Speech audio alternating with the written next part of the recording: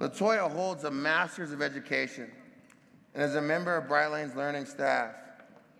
She is relational, resilient, and a results-driven educational leader. I was listening to her tell stories about what she does on a day-to-day. LaToya attended and graduated from IPS right here in Indianapolis, where she, let's go. Let's go, round of applause for IPS. She indirectly discovered her passion for teaching through several highly effective, supportive, and nurturing Black female educators. Your mom is here, correct, right? Round of applause for her, right? So many Black women have lifted this city up. Help me welcome LaToya Black and all of our panelists who are up here, and I'll get out the way, as they'll discuss some of the barriers to success to students and families as they work alongside facing these different problems that we see each and every day in our community. So one more time, round of applause for LaToya and these guests up here.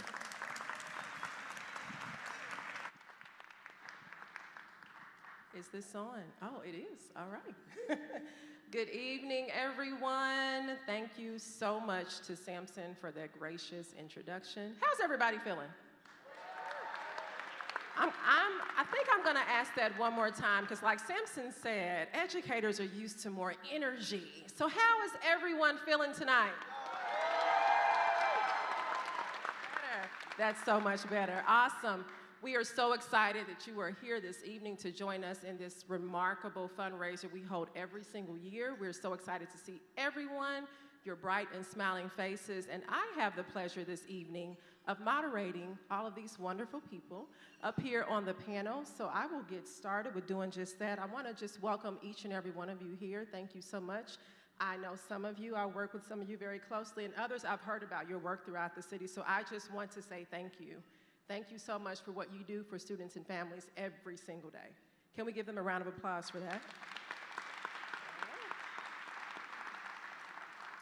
All right, so before we get started, I'm going to just introduce every one of you briefly, okay?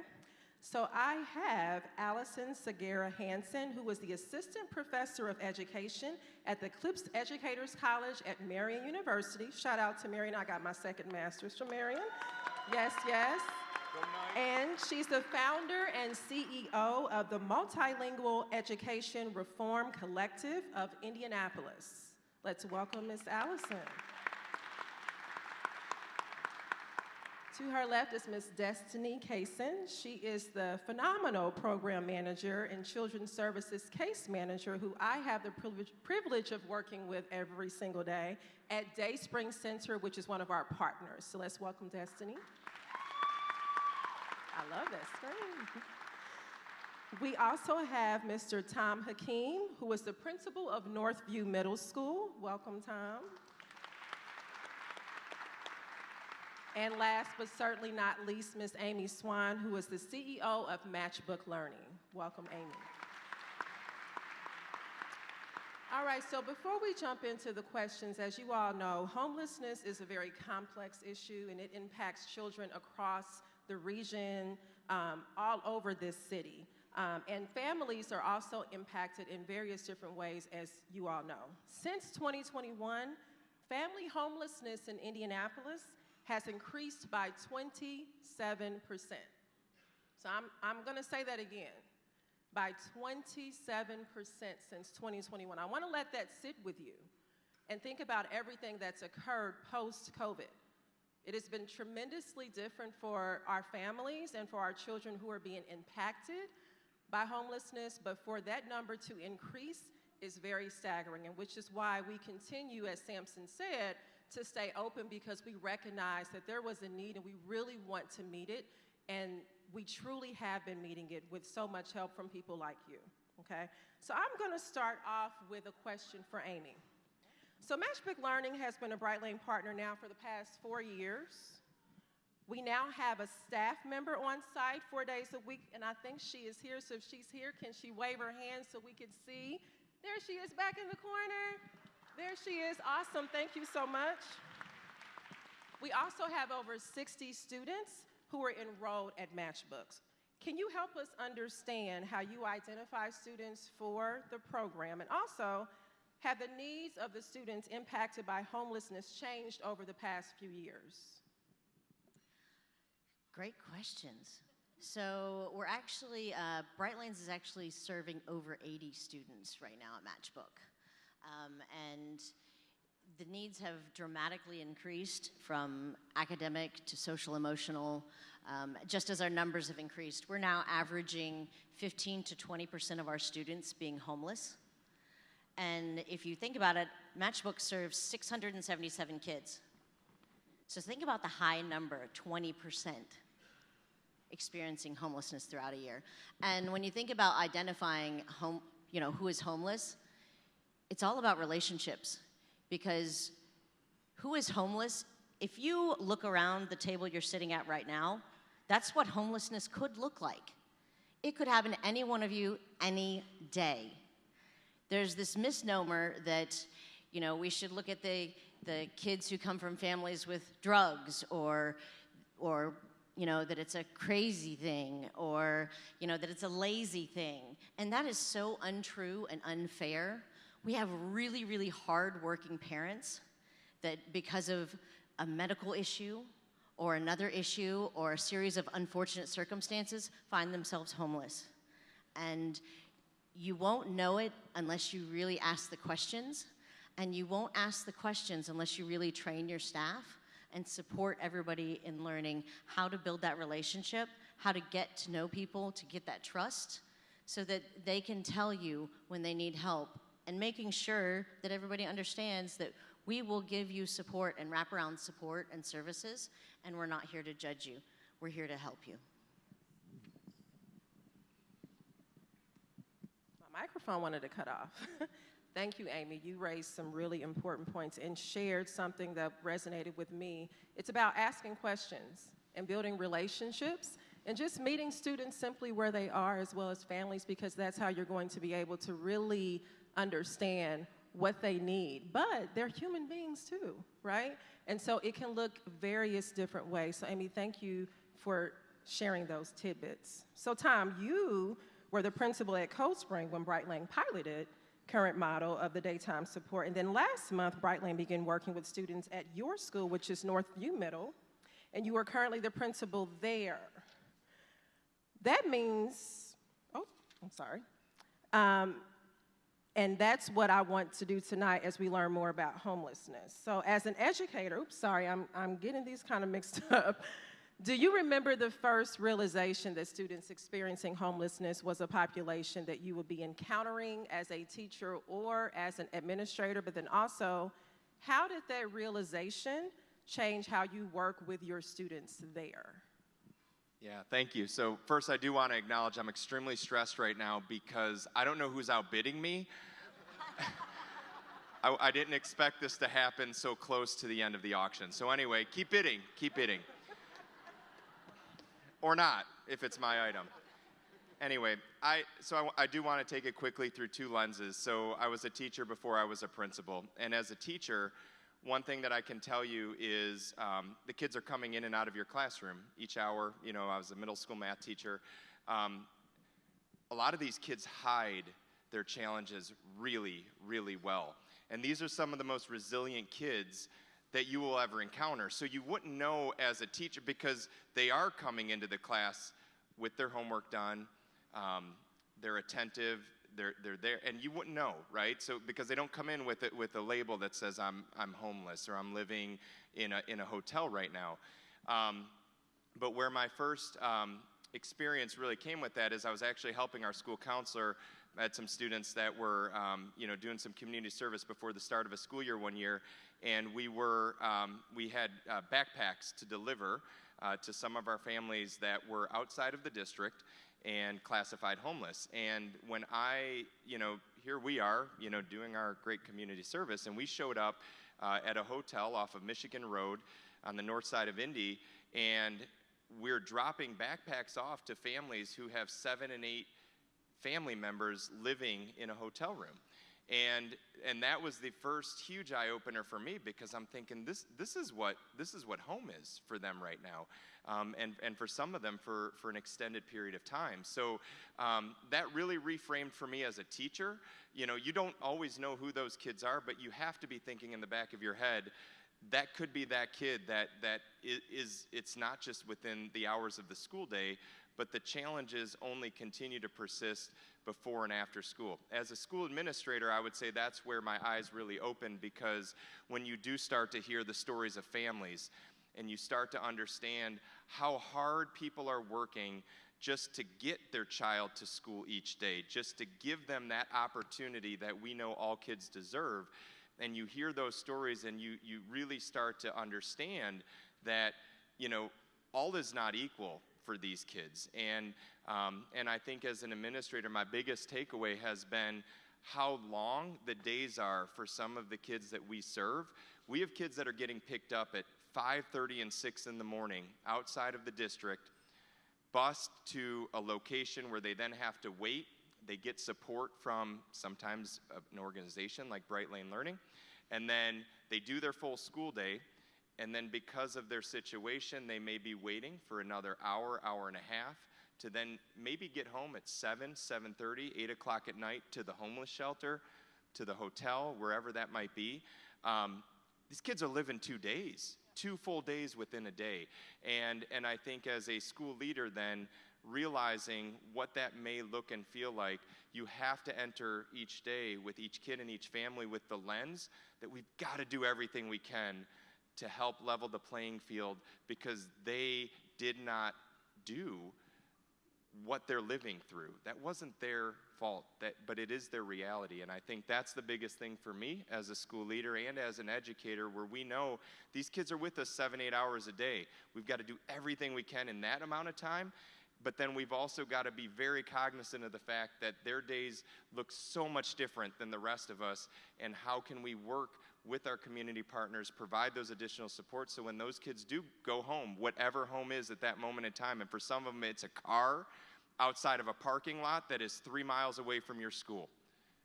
Think of what that means for them socially, emotionally, and academically when they then come into your school each day. That's their reality, and that's what we have to help them support and do everything we can to make sure they've got the opportunities that we know they deserve. Absolutely, and thank you for recognizing that, because that is so critical for administrators to do and adults alike. So my next question is for Allison. So Allison, before you became a Brightlane board member, we met you through courses you offered to budding educators about overcoming biases and stereotypes as they work with students from all backgrounds. In education, where do you see the barriers or biases that can impact these families who are struggling with homelessness? Thank you. Thanks for having me. And I'm going to start this by saying thanks to Brightlane, specifically to Kelly Coker, COPO, and to Ariel, because they come to my class every semester, the class that you mentioned, and they help teach my students, and they help dispel what we call the myths, lies, and stereotypes about students experiencing homelessness. And how they do that is through interactive scenarios that they present to my students about what it really means to be homeless and experiencing extreme poverty in the city.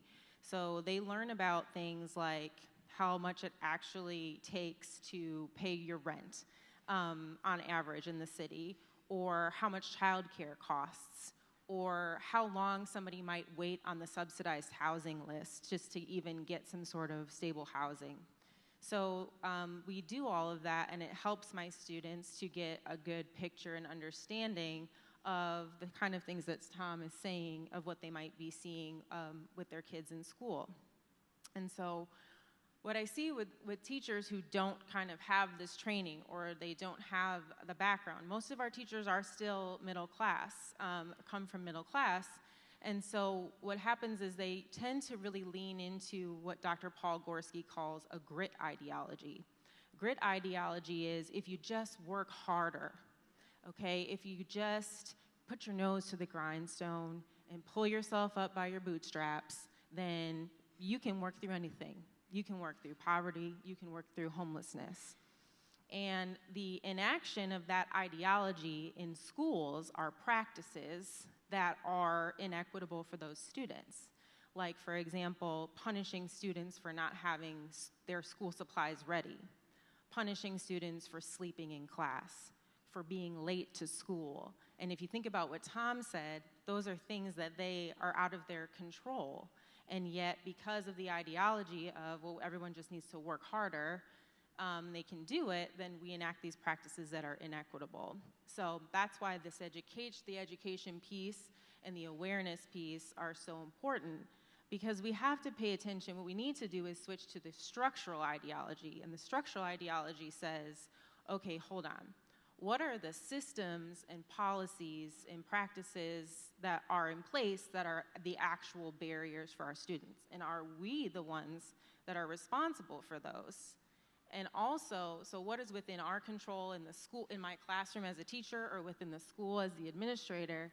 But then also, what are those barriers within the community that we can help our students and their families surmount together as a collective?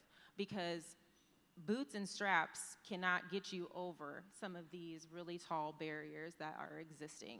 So that's why we need to really focus on those structures. As teachers, we have to be aware of them and our own mindset and where those things come from. Thank you for sharing that. I remember being a teacher in the classroom and having to really come to the understanding that, you know, I can't punish Johnny because he doesn't have his book bag or his pencil ready when we're preparing to do the math lesson, or even his crayons that may be broken.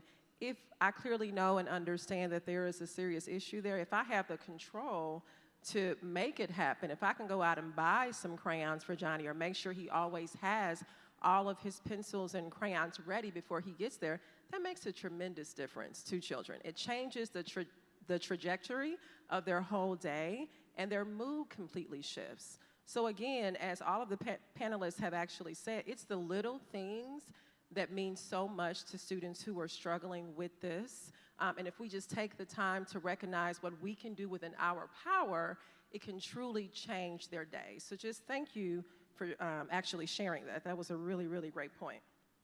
So Destiny and I have the pleasure of working together at Dayspring, which is on the east side of Indianapolis. And for me, coming back to Brightlane in October, Sally calls me a boomerang member of the team, and I gladly accept that title because I was with Brightlane in 2015 for a year before I left to go to do my principalship. But when I came back, I was really excited because I was going to be at Dayspring. And the reason why I'm excited, you're probably wondering, is because Dayspring is on 16th and College, and I grew up off 16th and College. I went to what is now CFI 27, shout out to IPS, and I graduated from Tech, but that neighborhood has completely been gentrified. I'll say that again. It's been gentrified, but it was so wonderful coming back in an area that I know and love and serving in this capacity. What's more wonderful was being here with Destiny and doing the work we do every day. So we talked a lot this evening, and you all have shared a lot about the unique needs of students and families that are impacted by this serious epidemic. Overcoming barriers and addressing all the different stereotypes that we have talked about. But Destiny, you and I work together, and I see day in and day out what you do and some of the things that families are struggling with, some very serious issues that have been mentioned there at the center. Can you help us understand the family dynamic of homelessness and how your work in particular to help whole families overcome the barriers that exist, what you do day in and day out? Yeah, thank you so much. And Miss LaToya has been a phenomenal leader. I didn't pay her to say that. I can't even begin to tell you.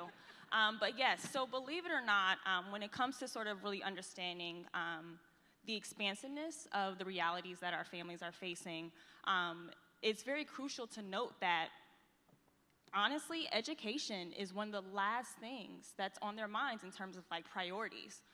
When you are bouncing from home to home, a lot of our families have exhausted their support network. Their families are like, listen, we don't have the space, we don't have the ability to support you anymore, so then they have to often go into hotels.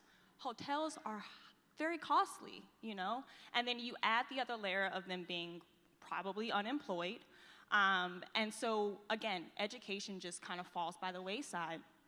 And I'm sure you all, have experienced children where it's like, wait, where did these gaps in learning come from? And so we come to understand parental stress means there's familial stress. In terms of getting sort of the basic documentation, right? Immunization records, birth certificates, social security cards. When you're housing insecure, where are you gonna secure those items, right?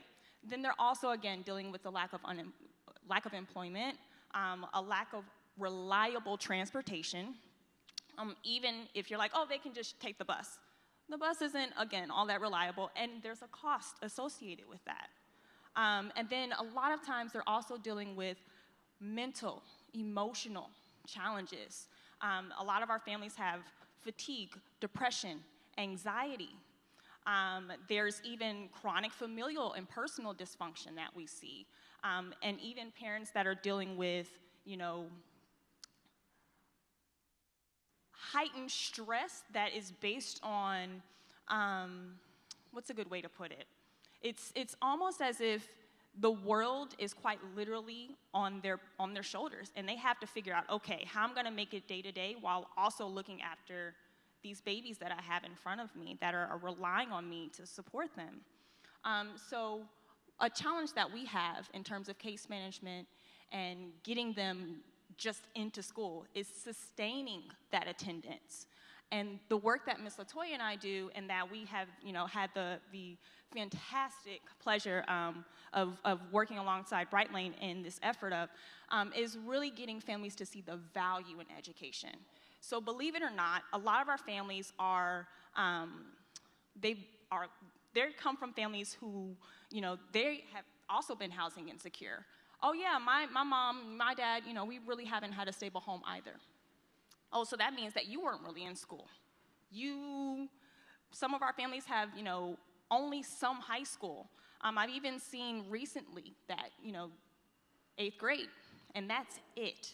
So it's really unreasonable for us to expect our families to be able to, astutely navigate school registration process, to see that actually attending school every single day makes a difference. Having a stable, environment for them to do their homework, to look for enrichment assistance, to help with homework, or to even prepare for tests and quizzes, things that we take for granted, our kiddos don't have. And so yes, our biggest challenge is getting them to really see the value in that educational process that, if they go, their lives can look vastly different from the reality that they're facing now. Thank you so much for sharing all of that, all those nuggets that I hope everyone really gleaned and understood. As Destiny mentioned, parents in particular who are struggling with homelessness, the priorities are not going to look like parents who aren't. And so education is not going to be the very first thing that they are thinking about, which is why we're so blessed to be able to do what we do at Brightlane, because we want to create a sense of normalcy for these kiddos.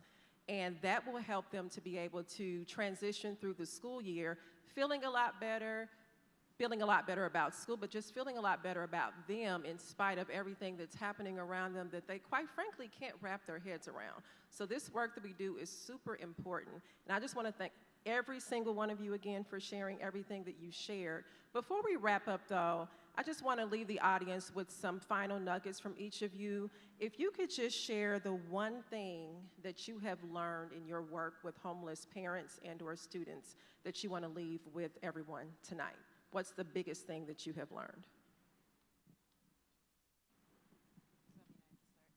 That means I get to go first. Something I think I've learned over the years is that it's never about you. It's not about me. Like, I have to decenter myself. You can't really fully serve somebody, come alongside somebody, and support somebody if you're making it about you. And sometimes as educators we can, because we feel so passionately and emotionally about things, but we really have to decenter ourselves and really focus on that other person, and to help them and get them the support that they need. Yeah, that's actually a great segue into a nugget that I would give. Meeting them where they are. A lot of times, you're like, oh, your lived experience is the very thing that can help you aid these families, in getting them to where you think they need to be in terms of stability. But it can also be a blinder. And it can even impact them adversely and harm them in ways that you don't necessarily mean to do. So suspending judgment, that may not look like judgment. It may look like, oh yeah, this is my savior complex kind of kicking in. But suspending judgment in terms of like, okay, how could they have let it get this far? What was your thought process in making that decision for you and your kiddos?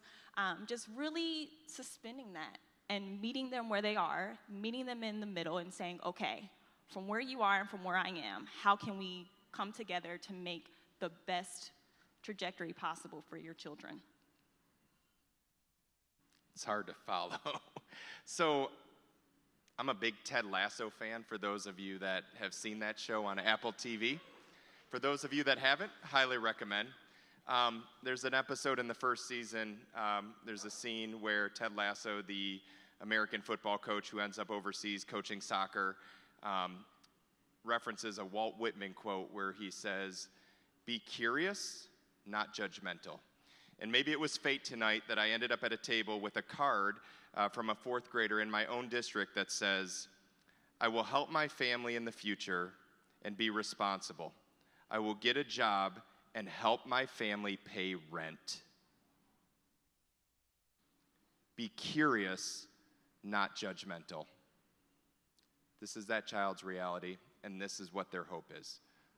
So when we think about what our kids are going through, what their lived experiences are, and what their future vision is, that's where we need all of your help, and that's why we're here tonight.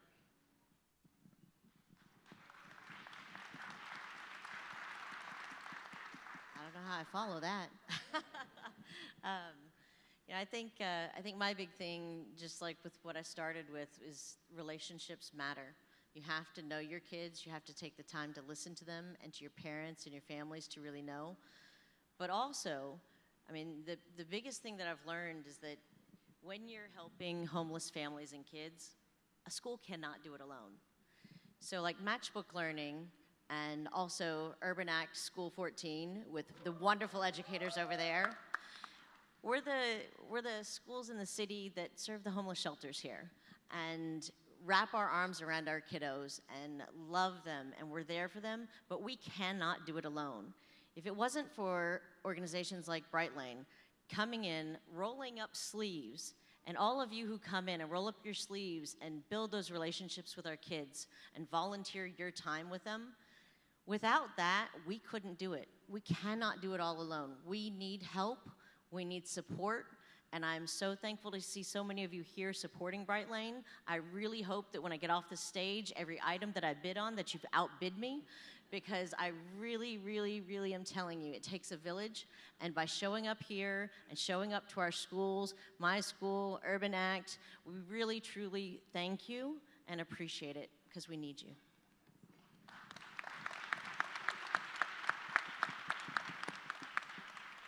Well, as Samson is heading back to the stage, I just want to thank each and every one of you again for all of the wonderful insight that you shared, the meaningful discussion, and I'm hoping that everyone here was able to glean something from each of you. I certainly was, but more than anything, just support. Support, support, support, because we truly do need you, and every kind of support matters, not even financial, although that will be phenomenal, i.e. Sally, right? But we need you. Volunteer tutors. An hour a week is all it takes to make a difference in the lives of our young people. And when I say they are phenomenal, they are wonderful. I learn something from our kiddos every single day, and so I'm so blessed to do what I do, and I'm happy to see everyone here this evening. But again, thank each and every one of you panelists. Let's give them a round of applause, everyone. They did a great job. We really appreciate each of you here.